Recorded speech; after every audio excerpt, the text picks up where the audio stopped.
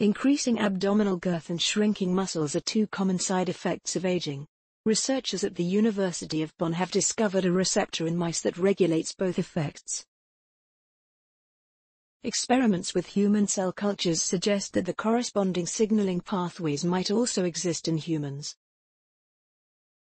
The study, which also involved researchers from Spain, Finland, Belgium, Denmark and the USA, has now been published in the journal Cell Metabolism.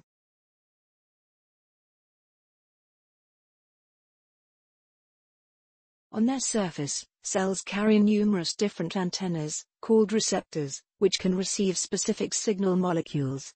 These then trigger a specific reaction in the cell. One of these antennas is the A2B receptor. The surfaces of some cells are virtually teeming with it, for example in the so-called brown adipose tissue. Brown adipose tissue, unlike its white-colored counterpart, is not used to store fat. Instead, it burns fat and thereby generates heat. In our publication we took a closer look at the A2B receptors in brown adipose tissue, explains Professor Dr. Alexander Pfeifer from the Institute of Pharmacology and Toxicology at the University Hospital Bonn. In the course of this we discovered an interesting association: the more A2B a mouse produces, the more heat it generates. Which means the A2B antennas somehow seem to increase the activity of the brown fat cells. But a second observation was even more exciting. Despite their increased fat burning, the animals weigh hardly less than mice with fewer receptors.